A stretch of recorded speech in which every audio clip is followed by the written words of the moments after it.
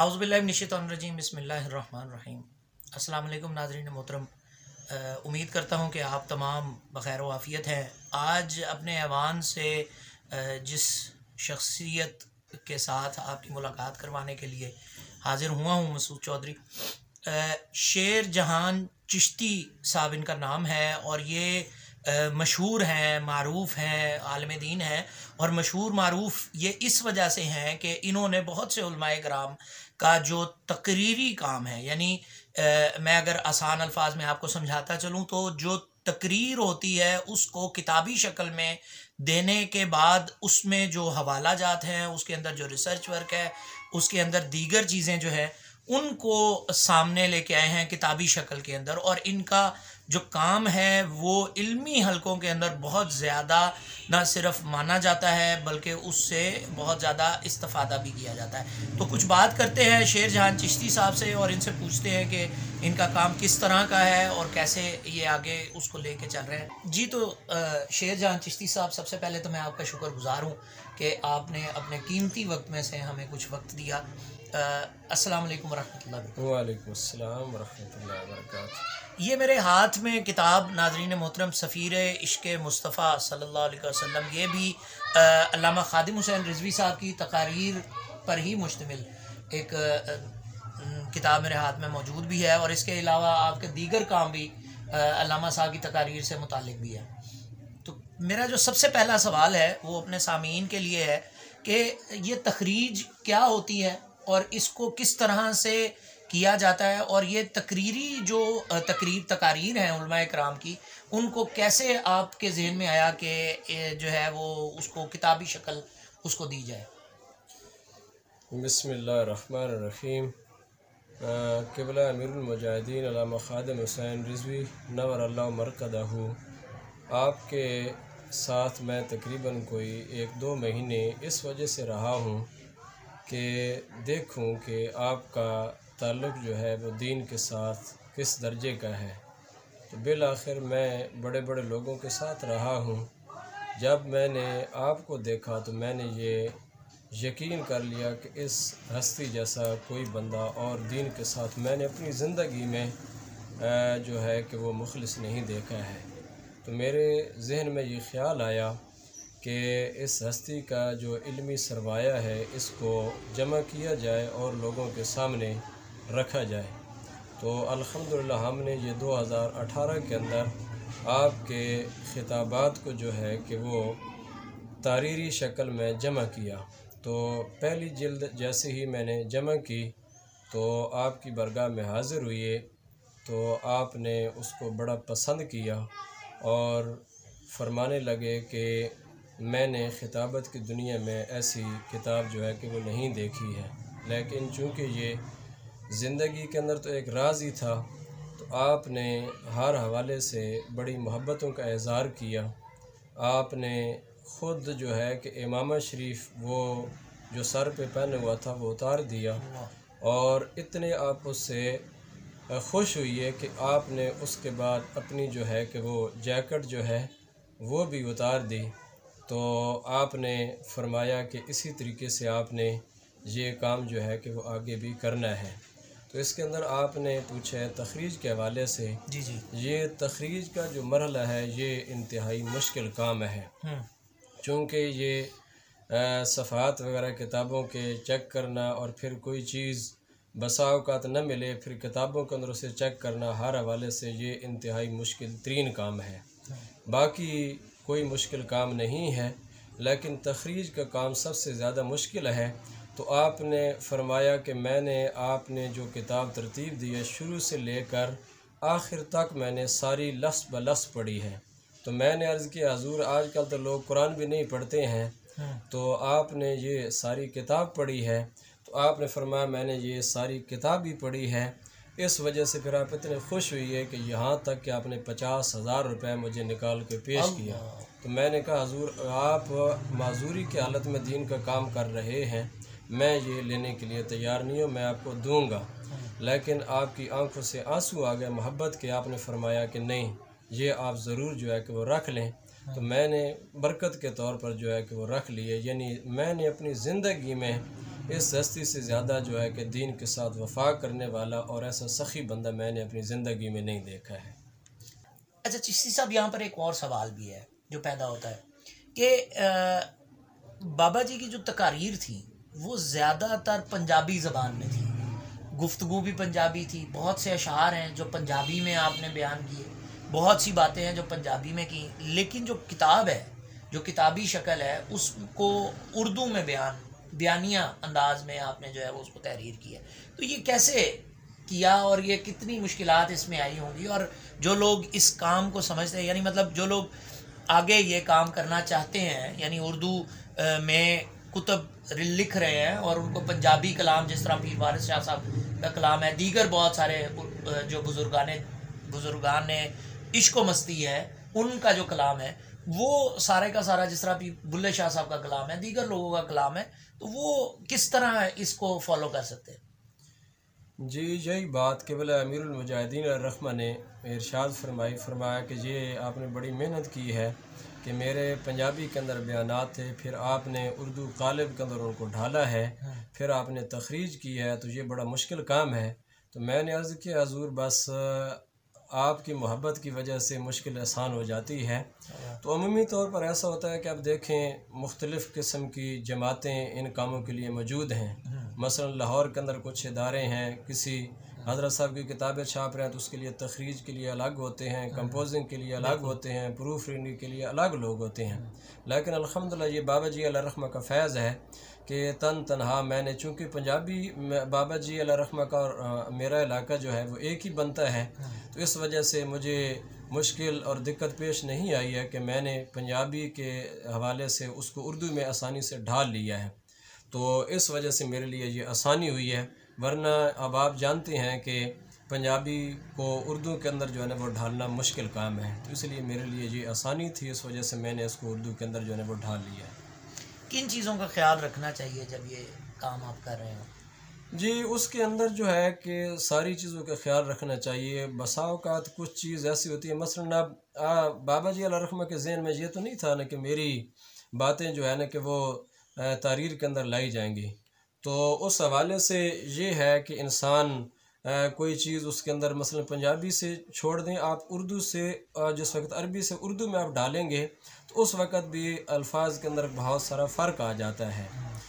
तो इसी तरीके से जिस वक़्त पंजाबी से उर्दू के अंदर डालेंगे तो फिर जो है ना कि उन्होंने ज़ुबान इस्तेमाल फरमाई है, तो उसको आप बेहतर तरीके से जो है ना कि वो समझने के बाद उसको जो है ना, यहाँ पे मैं चाहूँगा कि आप दो एक मिसालें हमारे सामने इनके लिए ज़रूर दें।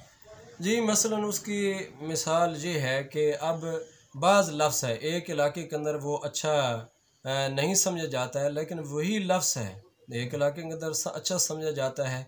मसलन लफ्ज़ मुल्ला है, अब यहाँ पर रावलपिंडी के अंदर देखा जाए तो इस लफ्ज़ को अगर ये कहा जाए कि मुल्ला, लोग जो है उसको अच्छा नहीं समझते हैं।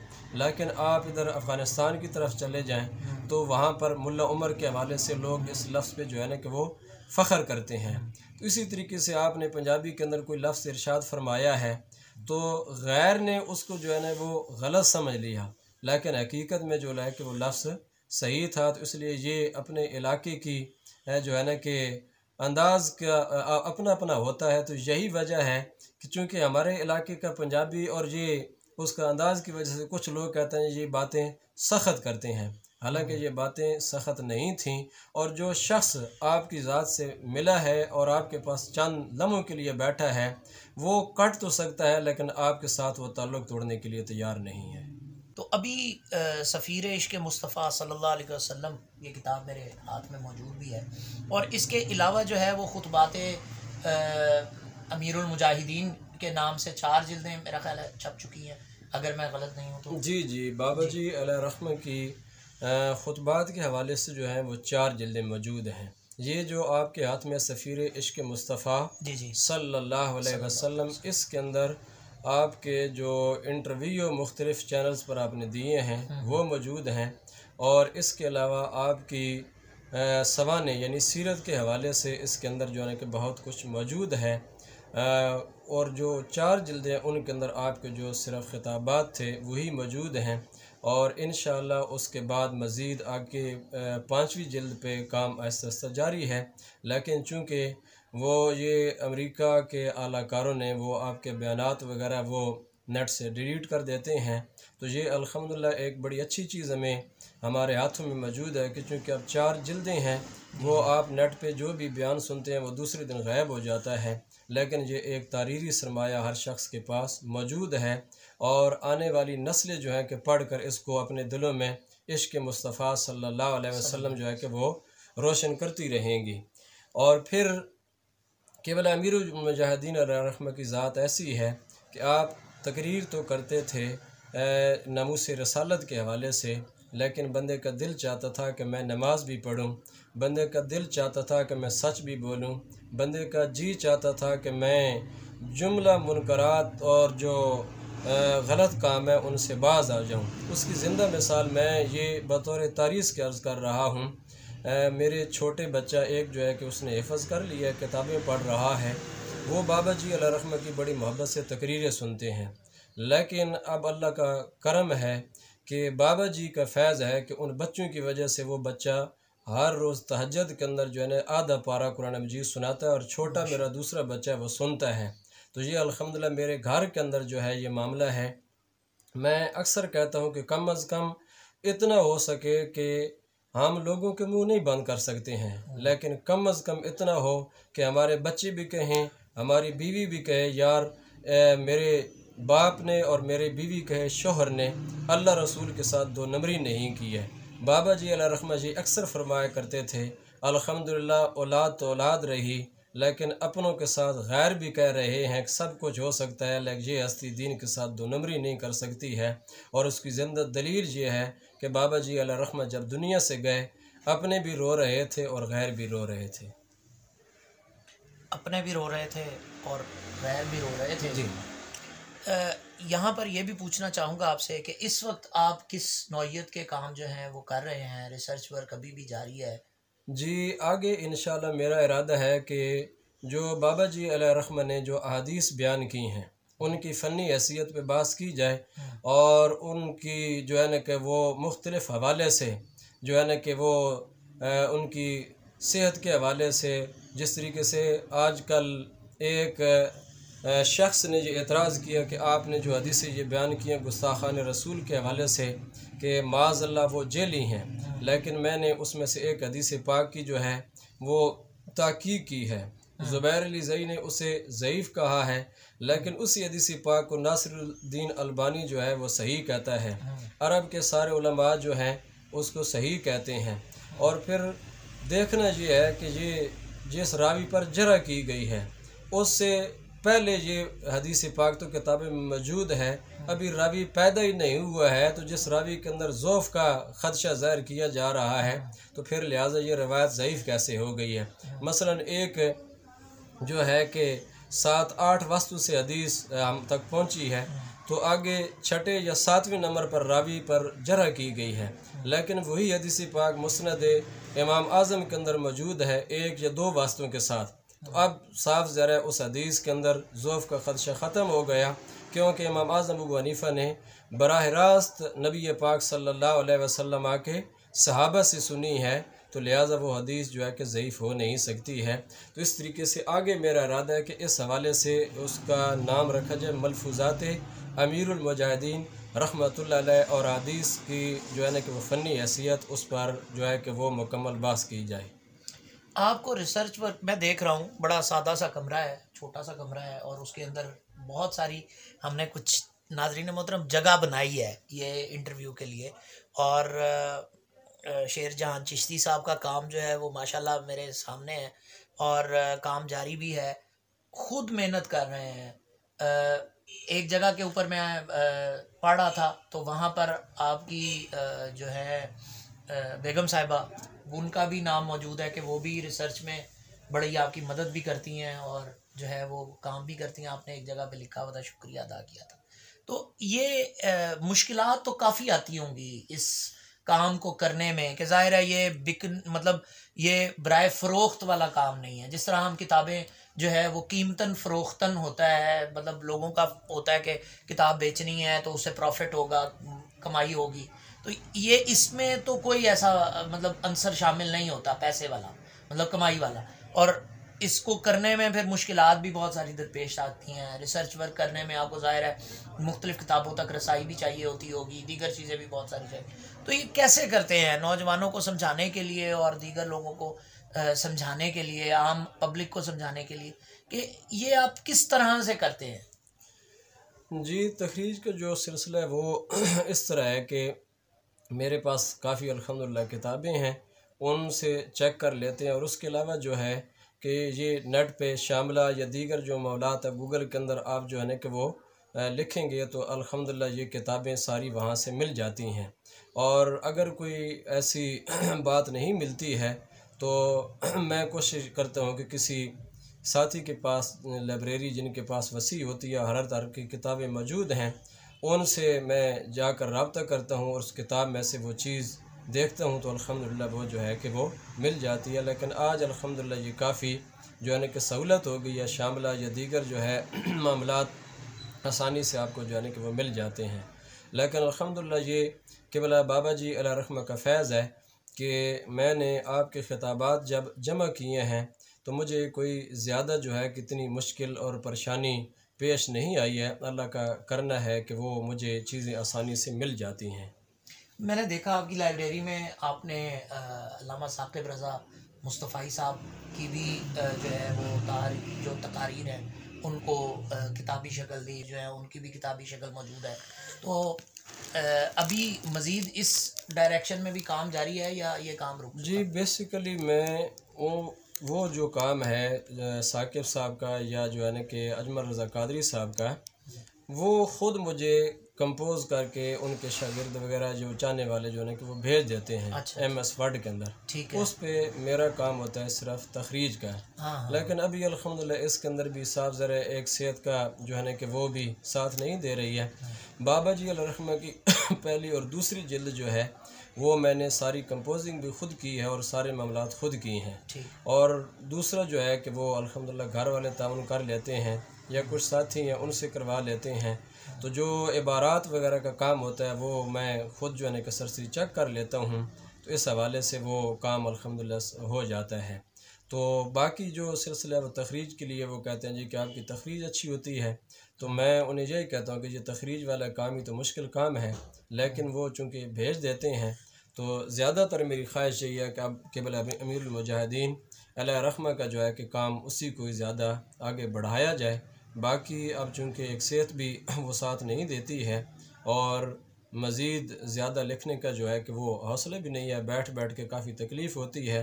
और अब उम्र जो है कि वो भी मज़ीद आगे कमज़ोरी की तरफ सेहत जा रही है और उम्र जो है कि वो भी आगे अर्ज़ल उम्र जिसे कहते हैं उधर जा रही है।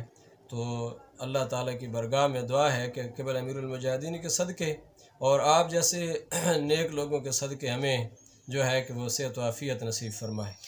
हमारे सामईन में जो नेक लोग हैं अल्लाह पाक उनके सदक़े आपको जी, आफ़ियत सारे नसीब फरमाए। अल्हम्दुलिल्लाह बाबा जी अलैहि रहमत फरमाया करते थे ना जो जी, जी। दीन का काम करते हैं ना, ख़त्म नबूवत का काम करते हैं, वो सारे नेक होते हैं नेक होते अल्हम्दुलिल्लाह। हैं। जैसे मैंने पहले अर्ज़ किया है कि बाबा जी अलैहि रहमत का ये ख़ास है, जो शख्स आपके साथ मुंसलिक हो गया वो कभी भी बदअकीदा नहीं हो सकता है। और हमारे बुज़ुर्ग फरमाते हैं कि जिसका अकीदा सही होता है वो आधा वली होता है, अल्लाह। और फिर जिसकी दीगर इबादत या मामलात होते हैं वो अल्हम्दुलिल्लाह पूरा वली है और नेक भी है। बच्चे राब्ते में रहते हैं साद रिजवी साहब या अनस रिजवी साहब जी, राब्ते में रहते हैं? अल्हम्दुलिल्लाह बहुत उनके अंदर वही जो है कि बाबा जी अलैहि रहमत वाली झलक है। हालांकि वो हाँ। इतनी बड़ी हस्ती के साहबजादगान हैं तो उन्हें क्या लगे मुझसे। अल्हम्दुलिल्लाह उनके छोटे जो साहबजादे हैं मोहम्मद अनस रिजवी साहब, वो अक्सर व्हाट्सएप के ज़रिए उनके साथ मामलात चलते रहते हैं।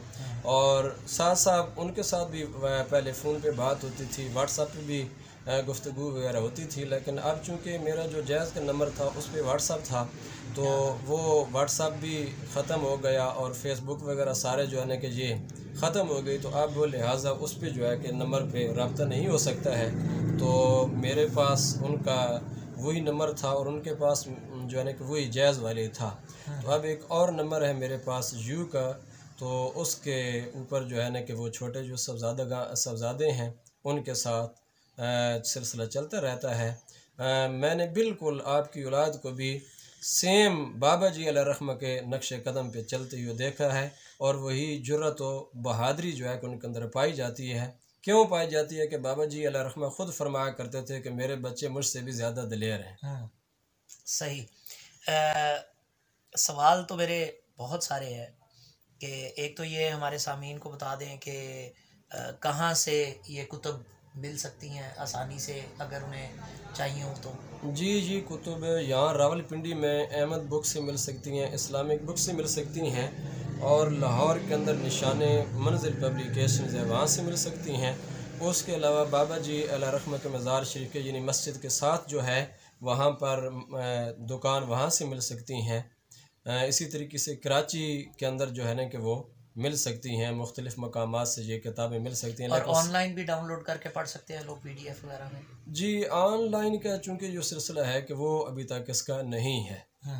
वो बाबा जी अलैहिर्रहमा का ऑनलाइन नेट पे मामला ये है कि आप तस्वीर सिर्फ दें तो उसको ब्लॉक कर दिया जाता है। बिल्कुल ऐसे बिल्कुल ऐसे। तो मामला चल रहे हैं सियासी नौइयत के, क्या देख रहे हैं आप कि आने वाले वक्त में कोई उम्मीद बेहतरी की किरण नज़र आ रही है कहीं? आप इंशाअल्लाह क़िबला अमीरुल मुजाहिदीन अलैहिर्रहमा ने जो मेहनत की है ना, उनका जो खलूस था वो एक न एक दिन ज़रूर रंग लाएगा। नाज़रीन मोहतरम, खुलूस एक दिन ज़रूर रंग लाएगा। अभी दरसो तदरीस का मामला जारी है, पढ़ा रहे हैं। और दूसरा आखिरी बात यह कि हमारे जो यंगस्टर्स हैं, नौजवान हैं, उनके लिए क्या पैगाम है वो भी ज़रूर दीजिए। जी दरसो तदरीस वाला कुछ अरसा में करता हूँ, लेकिन ये जो काम होता है इसका तखरीज वगैरह का इंतहाई मुश्किल काम है। जो लोग इस फील्ड के साथ मुंसलिक हैं, चूँकि ये तखरीज इतनी मुश्किल काम है तो ये इसके मामलात करते हुए बंदे के पास वक्त ही नहीं होता है। तो बाकी सिलसिलों के लिए मेरे पास जो है कि वो टाइम ही नहीं है। बाकी वही चीज़ है कि नौजवान नस्ल या जो तारीख़ के साथी हैं, हर शख्स जो है हमारे लिए वो सर का ताज है। ये तारीख़ के लबैक जितनी भी आले सुन्नत है, ये एक इस्लाम की छत है। उनके लिए यही है कि बाबा जी अलैहिर्रहमा फरमाया करते थे कि हर बंदा मुफ्ती न बने। तो इसलिए जो कुछ हमारे बुज़ुर्ग हैं या जो कुछ हमारे सरपरस्त हैं उनके पीछे चलते रहें। बाकी उसके साथ दूसरा मसला ये करें कि आप बाबा जी अलैहिर्रहमा फरमाया करते थे जो हजूर से वफ़ा करते हैं वो दोनों जहानों में कामयाब हो जाते हैं।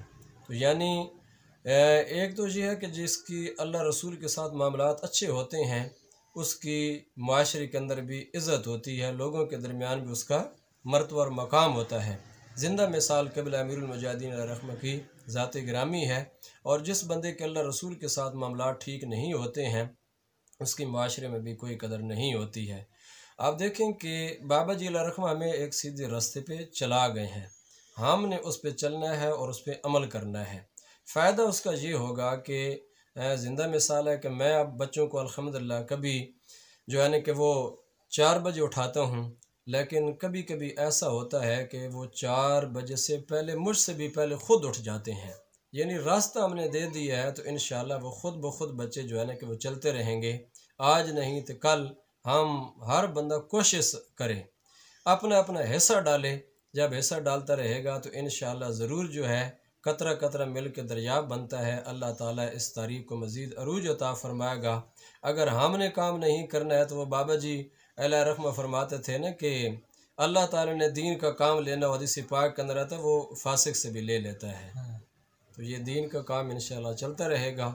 जो इसके साथ मुंसलिक रहेगा अल्लाह ताला उसे बुलंदियाँ अता फ़रमाएगा, और जो इससे हट जाएगा अल्लाह ताला उसे ज़लील कर देगा।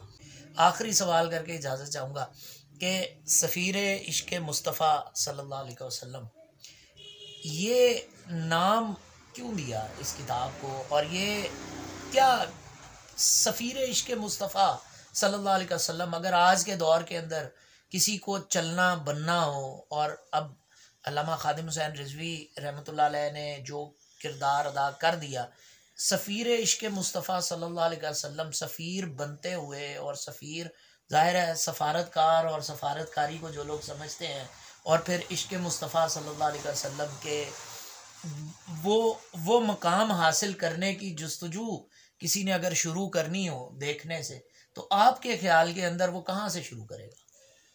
जी, इश्क़ मुस्तफ़ा सल्लल्लाहु अलैहि वसल्लम के हवाले से सफ़ीर होने का हक़ जो है कि वो आपने अदा कर दिया है, और इस तरीके से अदा किया है कि अल्हम्दुलिल्लाह हर बच्चा जो है वो दूध पीने वाला वो भी नबी पाक सल्लल्लाहु अलैहि वसल्लम से प्यार करता है। अगरचे वो बोल नहीं सकता है, लेकिन वो हाथ हिला के कहता है कि नबी पाक सल्लल्लाहु अलैहि वसल्लम के नाम पे सब कुछ कुर्बान है।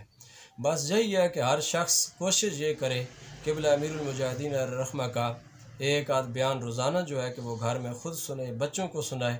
ये आपने रास्ता देना हुआ है। बाज़ दफ़ा ऐसा होता है कि आप वो काम घंटे की या 2 घंटे की गुफ्तगू के साथ नहीं कर सकते हैं, सारी रात की गुफ्तगू से नहीं कर सकते हैं, लेकिन क़िबला अमीरुल मुजाहिदीन अलैहि रहमा का एक क्लिप किसी ने सुन लिया तो वो बंदा जो है ना कि वो राह रास्त पे आ जाएगा।